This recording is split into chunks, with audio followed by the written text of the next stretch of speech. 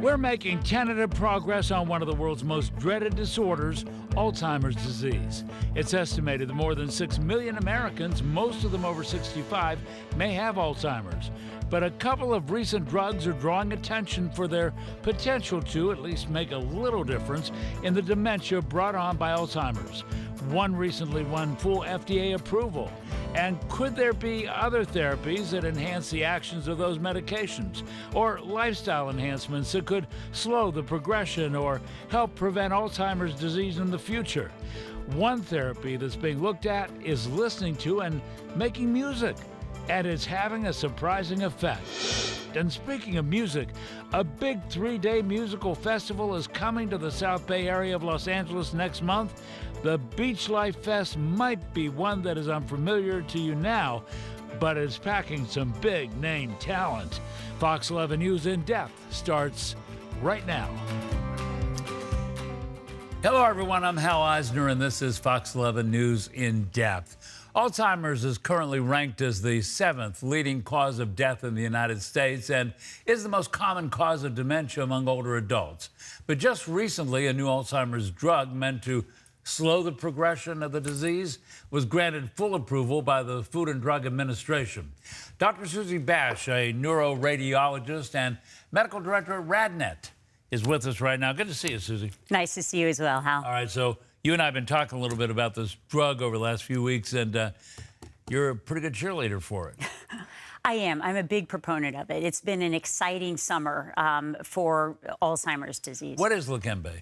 Okay, so Leqembi it's a monoclonal antibody, and it does a great job of slowing the progression of disease for Alzheimer's. 27% slowing of the progression of disease. But let's be clear here, this is not a disease that has a cure. That's exactly right. There is no cure. But for the first time, we have full regulatory approval of a disease-modifying therapy. And so Alzheimer's disease is, again, a progressive neurodegenerative disease. It's characterized by two things: beta amyloid plaques and neurofibrillary tangles in the brain. All right, define that. Okay. So basically, they're sort of like toxic proteins that accumulate in the brain of patients that have Alzheimer's disease. And this is it like plaque? It's plaque, yeah. So okay. Beta amyloid plaques and neurofibrillary tangles. And this medication actually does an excellent job of clearing those plaques from the brain. So unlike other things like people use Aricept, that's a cholinesterase inhibitor, that treats the symptoms. But this actually treats the underlying disease process. It removes those beta amyloid plaques. And that's why it's so exciting. And the other component is, right after the FDA granted traditional approval, CMS, which stands for the Centers for Medicare and Medicaid, immediately affirmed that they were going to cover this drug broadly. And that's always been a big issue, is will insurance cover it? That's exactly right. So this was really a pivotal step in the pathway to allowing drug access to the millions of people that are suffering from this. But I want to get back to this thing about plaque, because we have all kinds of places in our bodies where plaque builds. And you can have it in an artery, and then you can have a heart attack, or you can have it in the brain, and then you can have a degenerative disease like Alzheimer's, right? Well, it's a different kind of plaque. So the plaque that you were just mentioning is atherosclerotic plaque that you get in the arteries. This is actually, the beta amyloid plaque is actually outside of the brain cells, in the space between the cells. The neurofibrillary tangles are actually in the cells, but it's different from atherosclerotic plaque. But we're talking about a lot of big words. It may be hard for a lot of people like me that didn't go to med school to completely understand. So what are we doing here? We're going in with a fill in the blank, and we are doing what to clean it out? Right. So we're basically giving this medication is, again, a monoclonal antibody, and it attaches to those beta amyloid plaques and helps clear that from the brain, and it does a really good job. It's like a vacuum cleaner. Exactly. Kind of grabs onto it and pulls it out. And we can see that on an imaging study called a PET. That stands for positron emission tomography, amyloid PET. And you can see before the patient takes the medication, they've got a lot of plaque in the brain. And then after they've taken it, that plaque is removed. And after that plaque is removed, that's when we see the slowing of progression of disease. Why is it we're just hearing about something like this? I mean, it seems to me, if we understood the science of how something might be pushed out, then this could have been done before? Yes, well, that's a good question. We've been working at this for, in fact, there's the National Institute of Aging is funding over 450 trials on dementia. So there's been a lot of work here. Over decades? Over decades. But this is the first time that we are getting medications that are actually working well in terms of slowing. So we've had things in the past, they just haven't necessarily been effective. They haven't been as effective, exactly. And so now we have something that's effective, it's covered by insurance. Right. It's approved by the FDA, and that's why you're a cheerleader. Well, yes. I mean, we just have recently published the results of this trial at the very end of 2022 in a new drug that we hope will get approval probably by fall or winter called donanemab, made by a different company. That slows progression by 35%. And they just published their results in July. So now we have two medications that we are seeing are actually making a big difference. I was just looking at my notes about donanemab, and I'm noticing here that scientists at the Alzheimer's Association International Conference in Amsterdam seem to have had some pretty high hopes for this particular drug. Absolutely, yeah. So that slows progression by 35%, and that's at the 18-month mark. But at the 1-year mark, 50% of patients with Alzheimer's had no progression of disease at all.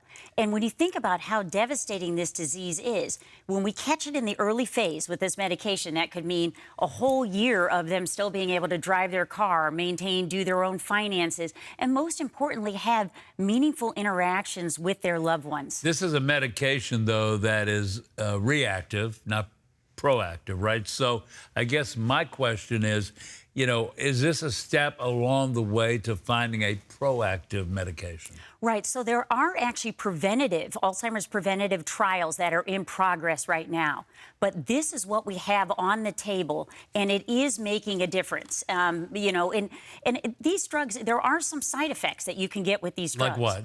Well, it's called, the main one that you hear about is called ARIA. That stands for amyloid-related imaging abnormalities. And that can manifest as brain swelling, which we call edema, or brain hemorrhages, which are like microbleeds in the brain. And then you get a stroke. Well, not necessarily. It sounds very scary, but the great news is that the edema tends to almost always resolve over time. Yes. And like with lecanemab, symptomatic ARIA only occurs in less than 3% of patients on the drug. Right. And, you have to, as you mentioned, this is a lethal disease. And so I can tell you from my perspective, if it was me or one of my loved ones, I would want to take the medication because, again, I would rather have that slowing of the progression of the disease, even if I did have a side effect. And then if you do develop the side effect, which, by the way, you pick up on MRI, and we can also use artificial intelligence to help us pick that up as well. But if you do have that, you would just pause the medication, repeat the MRI in a month, and then you can continue if it's gone away. Okay, very good. So if you have any questions about this, be sure that you check with your doctor and say, I heard Dr. Bash talking about this on Hal Eisner's show, and I think it sounds interesting, and what can you tell me about it? And bada boom.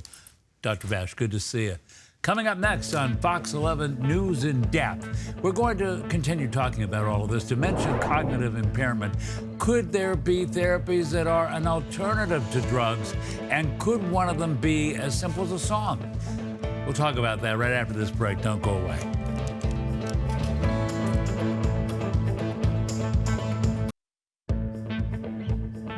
Welcome back to Fox 11 News in Depth. I'm Hal Eisner, and as we look at therapies and treatments for Alzheimer's disease, we see that research is going on in many areas beyond just drug therapy. Dr. Dale Bredesen is a neuroscience researcher and an expert in neurodegenerative disease, and thanks for being here. And first of all, I want to ask you some of your thoughts about what Dr. Bash had to say. Yeah, and I actually say this is an exciting time. Things are changing. But I do disagree with some of the points there. The common, and of course, as Dr. Bash said, this is a drug that does not make you better. It does not keep you the same. What it does is if you take it early on, and what's called mild cognitive impairment or early dementia, it slows the decline by 27%. It's been pointed out that families can't really tell much of a difference. It's such a but I got to ask you, I got to ask you, 27% is better than no percent. Yes, but see, the common thing and the common misconception is that there is nothing else. Well, freely available online, you can see that there are actually things that make you better, do much better than this. So look at Journal of Alzheimer's Disease from last year. Precision medicine protocols have absolutely outperformed drugs. Furthermore, when you look at the long haul, you look at chronic, for the people who took the drugs, if you took Aricept or Namenda, in the long run, you actually did worse. And in fact, if you took the antibodies that Dr. Bash mentioned, in fact, you get more brain atrophy, so that you get the brain atrophy that's associated with converting to dementia, unfortunately. It almost sounds like we should have had you next to each other and you could have had a bit of a debate here. But, you know, I think the bottom line is that you got science and medicine doing one thing, and then you're here because there are alternative forms of things you can do. Nobody's saying there's a cure, and all of it is a degenerative process. And so what the idea behind a Leqembi is, as I understood it and what I've read, is it slows the progression. You're in the same boat, though, with the things that you have as ideas. Those still slow progression, right? No, they actually, so this is peer-reviewed, published data where people actually got better. And actually, we're just now publishing a paper. We have people who have sustained their improvement for over a decade. Tell me what those methods are. It's called precision medicine protocols. You're looking at what's actually driving the decline. So you mentioned science and medicine. I ran a laboratory for 30 years looking at the mechanisms that cause neurodegeneration. And when you identify those, the two major ones that are driving Alzheimer's disease are energetics and inflammation. And each one of these has dozens of contributors. So you have to look further to see what's changed about the energetics, what has changed about brain inflammation, about neuroinflammation. And you can target those things. And as you can see, it's different for each person. So there is absolutely, and I wouldn't call it an alternative. I'd say this is no alternative medicine because the drugs have failed largely. 27% reduction in slowing, as you said, better than nothing. But in fact, there are better things out there. And approved by the FDA. And let's not forget, this is approved by the federal government. Very good point. All right. Now, let me ask you about these, for lack of a better term, in my non-medical vocabulary. What are some of these alternative treatments? Yeah, well, again, the way to deal with this is not to simply say, okay, we're going to do music. What you want to understand is what is driving the problem. Now, music does help in that it stimulates. And interestingly, recent studies show 8 different studies where 7 of them actually found improved cognition. So there's no question this stimulation is part of an overall protocol, but there are other pieces of this as well. Interestingly, one of the points that was made was that music tends to be heard and analyzed in areas of the brain that are lesser affected by Alzheimer's. So that may be one of the reasons why it has worked relatively well. Well, let's talk about something I'm very familiar with because I had a family member who had Alzheimer's, and it got pretty severe at one point. But the one thing that seemed to bring her back was the cassette tapes that we made that were playing big band music and things that she loved to hear. It was almost as if she was just fine. There's something about short-term and long-term memory, isn't there? Absolutely. And interestingly, the one trial in music that failed was one where they didn't allow the people to pick their own music. They actually gave them that was picked by the practitioner. So there is something. And interestingly, they did better also if they were involved, if they were actually playing it or clapping to it or dancing to it or something that was involved. But again, this is about cerebral blood flow and oxygenation, sleep apnea, leaky gut, all these different things that can drive energetics and inflammation. And yes, music is part of that because of its stimulating effect. Okay, we've got less than a minute, so let me ask you, what are the top 5 lifestyle habits that can help prevent cognitive decline? So I hope it's okay. There are actually 7. It's diet, Keep it under a minute. Diet, exercise, sleep, stress, brain training, detox, and some targeted supplements. Those are the things that actually restore your energetics and reduce your inflammation and actually give you better outcomes than has been reported with the drugs. So if I'm playing Wordle and all kinds of crossword puzzles, I'm doing a good thing for myself. You are, as long as you're doing those other things as well so that you're hitting all the things that could be contributing.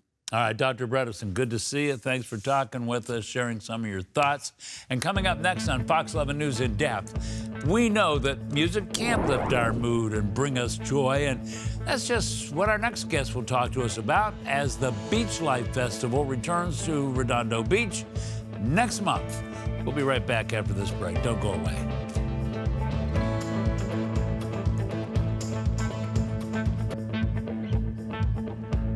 Welcome back to Fox 11 News in Depth. I'm Hal Eisner, and we talked a little bit about music as therapy for dementia and Alzheimer's disease. But let's face it, music is good for everybody. Don't they say that music helps heal the soul? Our next guest can definitely reinforce that idea. Joining us now, Alan Sanford. He is the founder of Beachlife and the Beachlife Festival.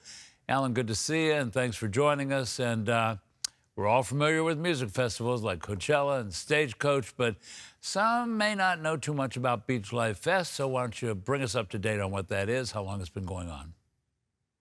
Absolutely. Beachlife Festival happens in Redondo Beach in the South Bay of Los Angeles. It's was started in 2019. It's based obviously in the beach life culture that those of us that grew up here have been steeped in, surfing and skating. And you know, I found that going to Palm Springs or different areas was just too far to travel. So we decided to build a festival on the water ourselves. Now, we just saw Winona Judd up there, and I have in my hand here sort of a program of some of the guests you're going to have, including Jack Johnson, the Doobie Brothers, one of my favorite groups, Winona Judd, Brad Paisley. It's a whole list of names of people that are going to be coming, and so this sounds like a lot of fun. It's a great time. It's right on the water, like I said. It's just as much about the artists as it is about the community. Wonderful barbecue, a weekend on the beach, and some of the, you know, bigger and better artists in the world making their way over to our little part of town to play. Can't go wrong with sunset and music and good food and good drink. Well, that's true. It's a good prescription. I know you're not a doctor, but what about that idea that music is something that can heal all of us? You know, this area was embroiled by a lot of legal issues, and I always tell people the one thing that our city council voted 5-0 on is music. I would wholeheartedly agree. It's good for the soul. It's about the only thing that we that none of us can disagree on is listening to some music and having a good time together. Well, it's something that's a common bond. It's one of the few things that we collectively all agree on. Like I said, it's you know, we all go to work every day. We all have families, but I think anybody that can take a chance to go out and enjoy music with friends. You know, I love Redondo Beach. Don't get me wrong here. I love Redondo Beach. Why not bring it to Santa Monica? Why not put it to a place where you got just a gazillion more people? Well, for those of you that have been down to the South Bay, it's a special little place. It's the Sleepy Hollow of Los Angeles. It's kind of the birthplace of surfing and skating down here. And you know, I do love Santa Monica. I'll give you that, but you got to make your way down here and try Redondo out. Well, I'm sure it's good for the local economy. No question about that. I only wondered because you have such a large population up here, would just bring more people to the event, where some people might be put off by the idea of traffic and parking and all kinds of issues related to that. We have a great infrastructure. We have awesome parking. We support all sorts of alternative transportation. We love it when people use bikes and skateboards. I don't think you'd be skateboarding from Santa Monica, but a bike ride may be in tune. But people, for the, you know, by and large, haven't had an issue getting in here and enjoying it. And it's a little less crowded than the city. Do I understand correctly? You have a couple of restaurants in the pipeline? I do. I've been doing restaurants for a long time, but we also are building the California Surf Club, which will be a 15,000 square foot restaurant and membership facility down on the water in Redondo Beach. So a lot of good things coming out of Redondo Beach. So when will that open up? That opens up probably simultaneously to the May 2024 festival. So we do these festivals. Let's give everybody some information on the festival, though. What are the dates again? The current Beachlife Ranch Festival, which is Jack Johnson, a bunch of country music, Brad Paisley, that's September 22 to 24. That's coming up in about 30 days. And then we gear right around for our next festival in May of 2024. And the California Surf Club will be opening right around that time as well. Just in time for the Doobie Brothers. Just in time. I'm a fan. I guess I'd just like to ask you, for those who have never been down there, maybe they've been to Coachella, maybe they've been to Stagecoach. Is this the same sort of thing? A lot of people packed together?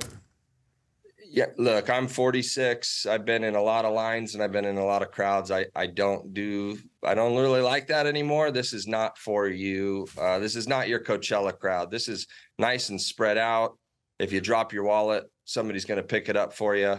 This is kind of like the festival for non-festival goers. So don't expect shoulder to shoulder crowds. Expect a really nice, spaced out, great outdoor environment. You know, I understand from my producer, Hunter Lowry, that this thing keeps growing and growing and growing. It does. It started as a very local thing. I am a local guy, and it has apparently a lot of people like the idea of a spaced out festival with great music. They share that idea with me, so we keep on kind of getting bigger. But we don't have any aspirations to become a Coachella. We're good with our little beach festival. But what if it got too big? What if it got larger than you really expected it to become? Then I think all my friends in the community would get mad at me and it would shrink again. Oh, is that right?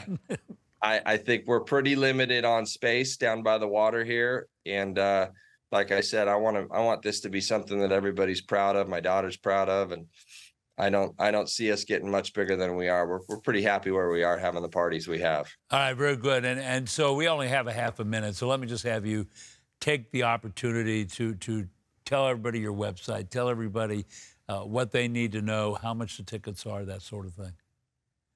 Yep. So come down to Beachlife Ranch. It's September 22nd to 24th.